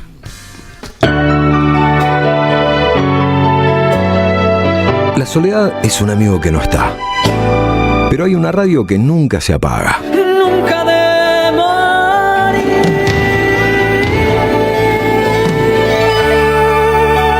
¿Por qué no se puede ser feliz en soledad? Prende la radio, prendete. AM530. 20 años. Somos radio. Somos comunidad.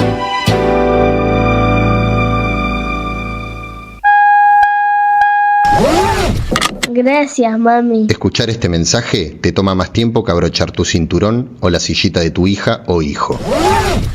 Un clic que salva. Ministerio de Transporte, Gobierno de la Provincia de Buenos Aires. En Pilar contamos con Mimuni, nuestra herramienta digital de atención ciudadana para solicitar turnos, realizar trámites y gestionar reclamos de manera ágil y cercana. Descárgate la app o chatea con nosotros por WhatsApp a través de 11 52 38 68 64. Las 24 horas del día. También podés acercarte a cualquiera de nuestros puntos Muni de lunes a viernes de 8 a 18 horas y los sábados de 9 a 15 horas. En Pilar seguimos acercando el Estado a todos y todas las pilarenses. Pilar presente con futuro.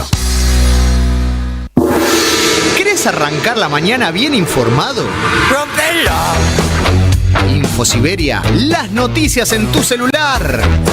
Manda un mensaje de WhatsApp al 112-867-9078 y recibilo gratis todas las mañanas. Infosiberia, las noticias en tu celular. No seas como los demás. Manda un mensaje de WhatsApp y recibilo gratis todas las mañanas. Teatro Picadero, un espacio de arte y encuentro. Reí, pensá y emocionate. Vení a nuestro restaurante y completá la experiencia. Consultá la cartelera en teatropicadero.com.ar. Teatro Picadero, mucho más que un teatro. Queridos compatriotas, ¿se escucha bien? Quiero decirles que yo también los escuché, los escucho y los voy a escuchar siempre. No es un momento más, es un momento clave. No hay solución para el país con esta política y lo saben. Llega lo que el país necesita. La mirada sobre la actualidad que estaba faltando. Muy pronto, 11:11 por Argentina 12. Periodismo con opinión. No fue magia. Seguí a la Cámara de Diputados de la Provincia de Buenos Aires a través de sus redes sociales y entérate de todas las actividades legislativas en Instagram y Facebook como @diputadosBA y en Twitter como HCDiputadosBA. Argentina desaparecida. Matar una generación en nombre de la patria financiera. El nuevo libro de Gustavo Campana. El neoliberalismo a sangre y fuego de la dictadura y los procesos que, en democracia, continuaron con el plan de Martínez de Oz. Argentina desaparecida. A 50 años del golpe. Disponible en todas las librerías. ¿Sabías que estás increíblemente cerca de una de las catedrales más importantes del mundo? ¿De un teatro a la altura de la Scala de Milano? ¿De un museo de ciencias naturales tan impactante como el Smithsonian de Washington? ¿De un parque infantil que inspiró al mismísimo Walt Disney? ¿Y de la primera ciudad planificada de Latinoamérica? Sí, todo eso lo encontrás en La Plata, además de una increíble gastronomía, los mejores planes y plazas diseñadas para enamorarte. Redescubrí La Plata. Estamos acá, increíblemente cerca. Municipalidad de La Plata. En la Defensoría del Pueblo podés hacer tu reclamo todos los días las 24 horas. Comunicate al 0800-222-5262 o encontrarnos en redes. Somos Defensoría PBA, Defensoría del Pueblo de la Provincia de Buenos Aires. En épocas donde se premia el individualismo, defendemos lo colectivo. Nos encontramos todas las mañanas en Caballero de Día, un programa con opinión, análisis e información. AM530, la radio de las madres de Plaza de Mayo. Construimos comunidad, buscamos la verdad, siempre.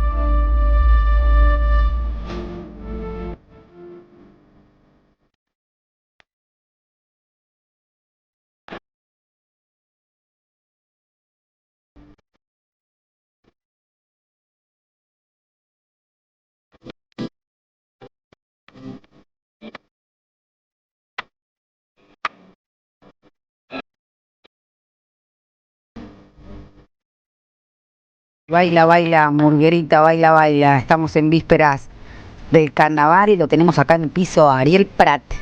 Él es músico y docente universitario, ¿no? Bien.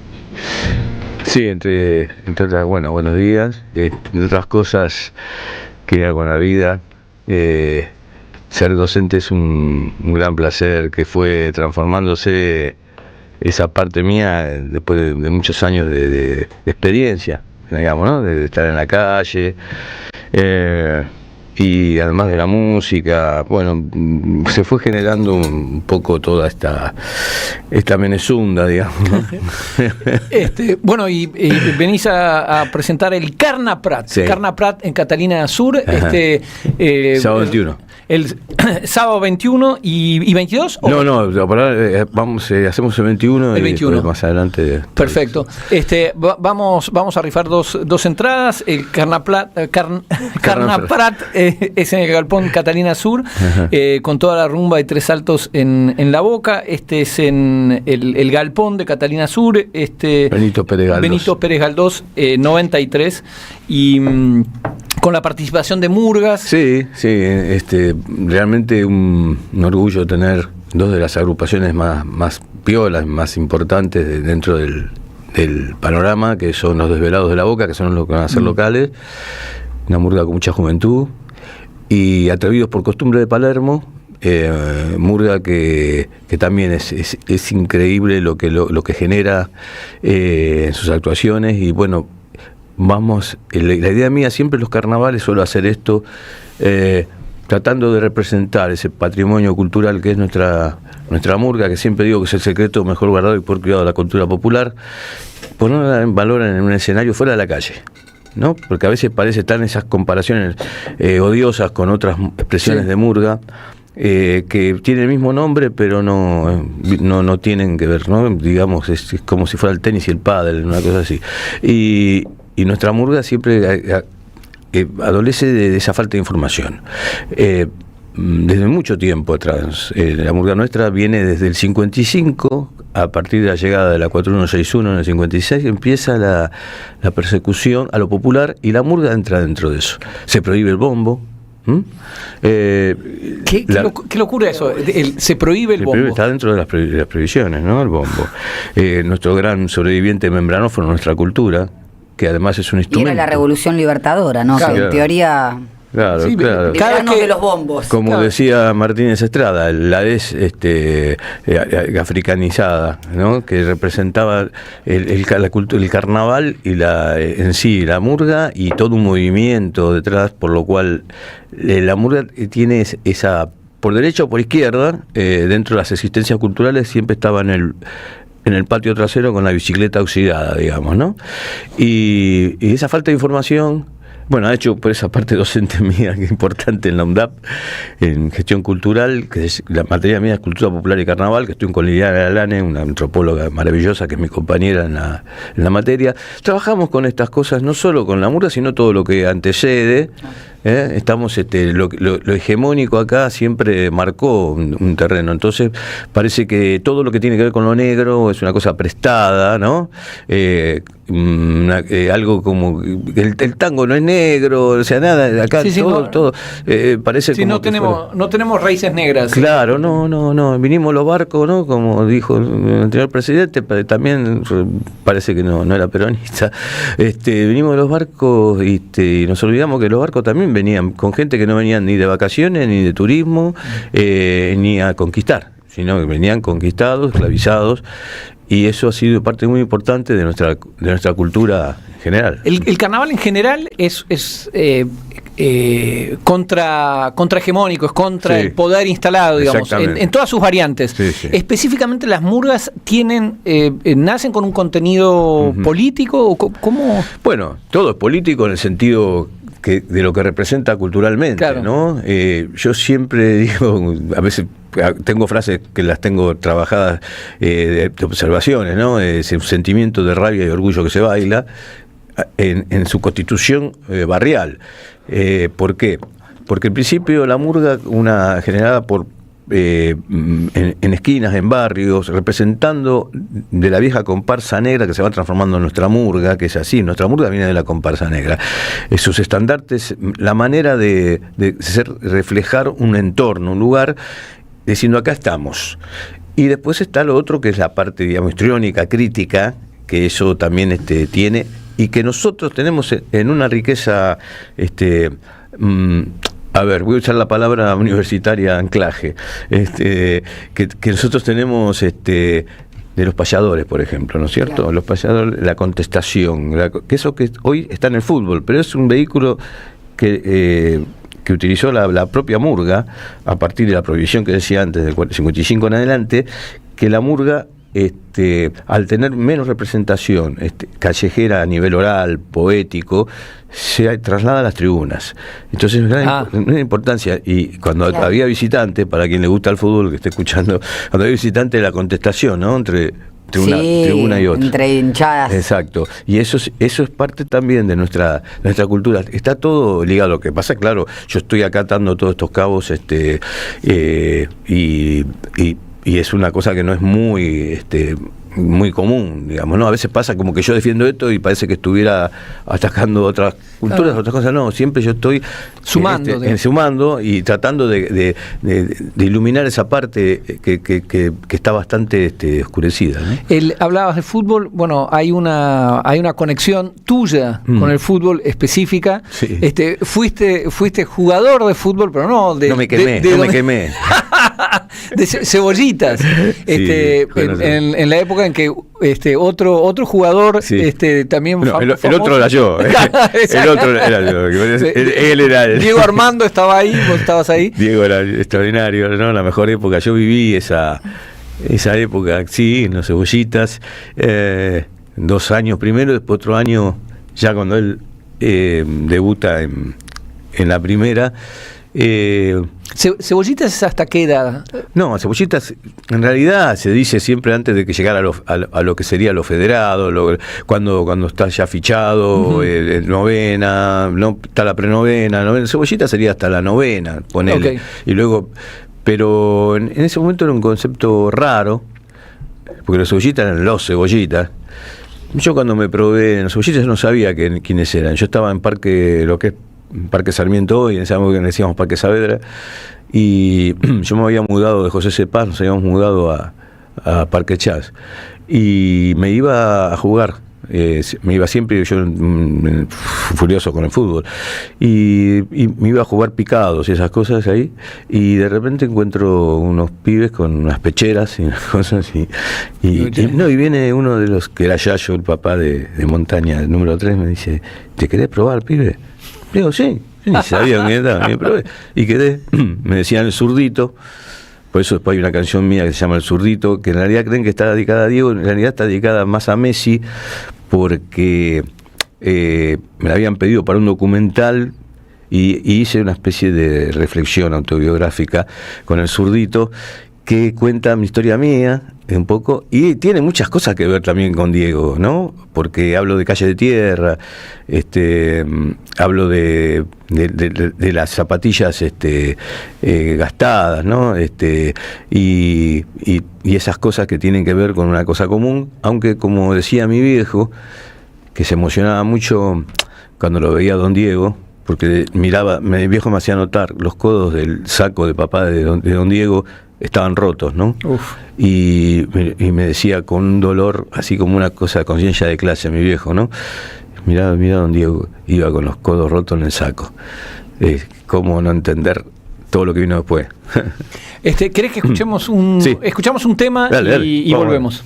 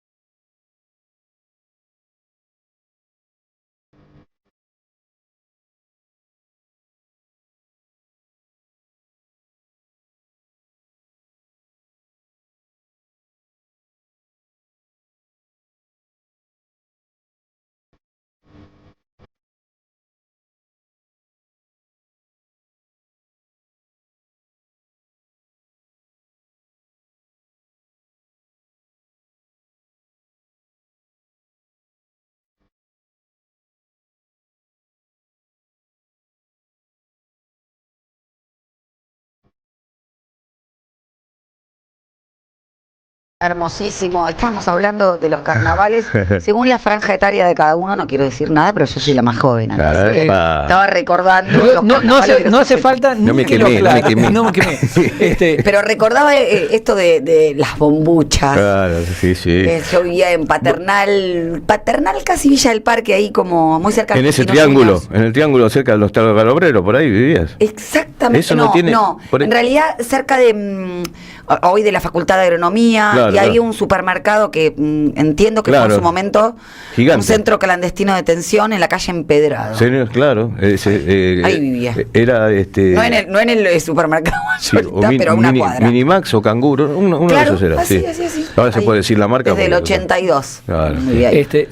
Recordábamos, como señor mayor, yo recordaba los carnavales antes del golpe cívico-militar del 76 y después del golpe, como siempre ocurre, se prohibió el carnaval. Igual siempre tuvo nuestra característica del festejo del carnaval, fue violenta, ¿no? Siempre tuvo, hasta Sarmiento inventó el pomo. Un día le gustaba salir y joder y le tiró de adentro de un carro, le tiró a la gente.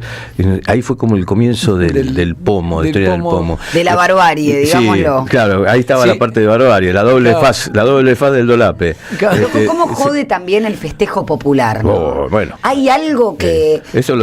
¿Cómo les jode ver al pueblo feliz? El festejo y festejar. además, un festejo como el de carnaval que es que se burla de los poderosos, digamos, que los caricaturiza, etcétera. Desde la ropa, las levitas, todo lo que nosotros, por eso decía, venimos de la comparsa negra y es la galera, los guantes, la levita, que es la ropa que usaba el afrodescendiente, se ponía ropa del patrón, por eso, claro. Y se daba vuelta, y por eso el lustre de la ropa, todo tiene un símbolo, y eso habla también de lo que significa la cosa del negro. Se van a Río de Janeiro a festejar un carnaval, el caretaje, el medio pelo, pero después vienen acá, le molestan los negros de acá, ¿viste? Claro, sí. No hay muertos en los carnavales nuestros como los que hay en otros lados. Acá la gente festeja bastante bien, más allá del juego de la nieve, maravilloso. Esa cosa, esa fiesta, hay una canción mía que si bien no tiene ritmo de murga, hablo de la poesía de la noche de carnaval y se llama Las Pibas de Urquiza, y hablo de mojá, vení, turro, rajá, che, vos cabeza vas a ver, tan blanco te voy a dejar, toda esta nieve es para vos, después tratame de encontrar. Esa cosa de juego, de seducción, te voy a mojar porque me gustás. Mi hija era muy chiquitita, ni sabía, nació en España pero vino a vivir acá, y en los carnavales, un día en el corso, con la nieve venía contenta, me decía, esto es verdad, me decía, lotero, ¿qué? Le había tirado un bostero, porque de River, y ya buscaba a uno de Boca para tirarle la nieve. Claro. Yo no enseñé eso. Un diálogo, eso es un diálogo. Es un antagonismo. Bien, recordemos que este 21 es el Carnaprat en el Galpón de Catalinas. Esto es Benito Pérez Galdós 93.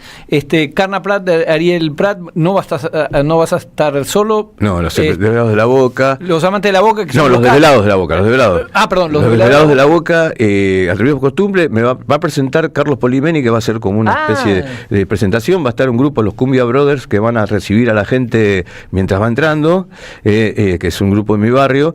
Y después Gustavo Mazó, que va a hacer una intervención artística, también es murguero Gustavo, además de gran actor. Agua Sucia, que es un gran glosista de nuestro ambiente tanguero juvenil, y bueno, y mi banda y mi grupo, Manu Saco, Miguel Suárez, Martín Hernández, Alejandro Caraballo, y me estoy olvidando, y Nico Pérez, que vino de Barcelona, que con nosotros en este momento está por acá, y armamos la banda a partir de eso, con invitados que van a aparecer, siempre aparecen en mi concierto invitados especiales. Muy bien, entradas las pueden conseguir en Alternativa entradas, y tenemos los ganadores. Mientras los escuchaba, igual una postilla, pensaba en a mí me gusta mucho el tango, bailo tango, pensaba en la milonga, ¿no? La diferencia entre el tango y la milonga, justamente la milonga es más rea, es canchengue, más sucia, lo canchengue. Es más canchengue. Ahí están los pasos de nuestra murga. Ahí están todos ¿no? los Y cuando uno aprende a bailar milonga, si tenés un poquitito de historia, te enseñan que es la porteñización del candombe. Exactamente. Porque se baila erguido, pero tiene mucho movimiento. Sí, toda la parte de cintura. Toda la parte de cintura, bueno, bellísimo. Regálense ese tipo de cosas, bailen, aunque lo hagan mal, no importa. Voy a esperar al Chapa. El año pasado gané el premio Mejor Álbum Artista de Tango con Tatanguero ¿Ah, sí? 3. Claro, eso pasa que ya estoy anunciando lo de la murga, pero esto queda.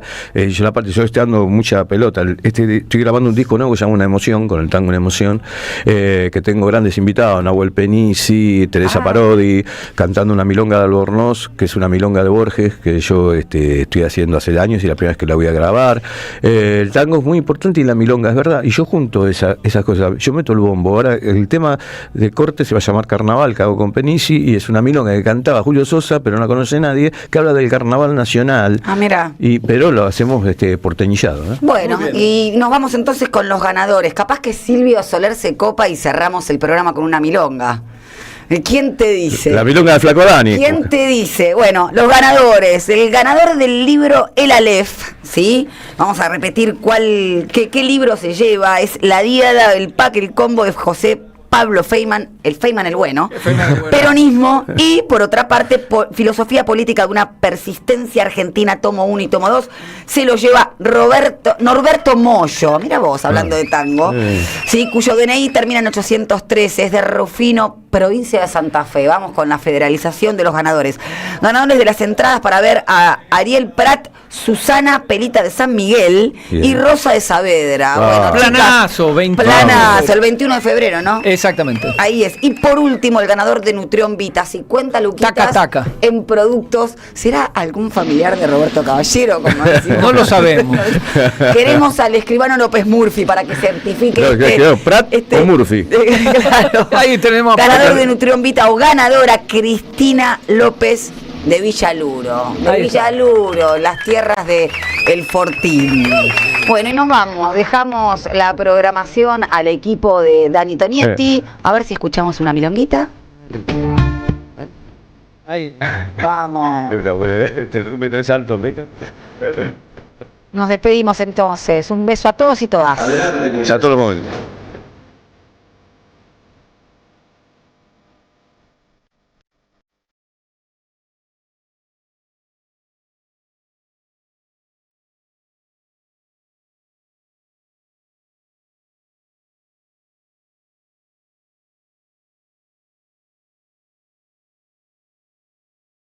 La única murga que nosotros fuimos nosotros.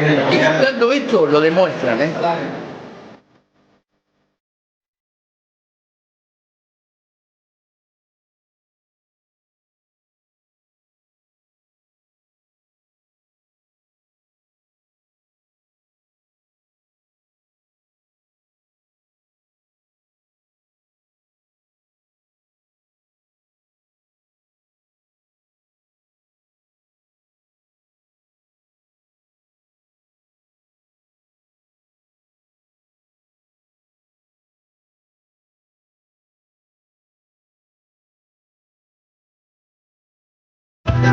Rumba y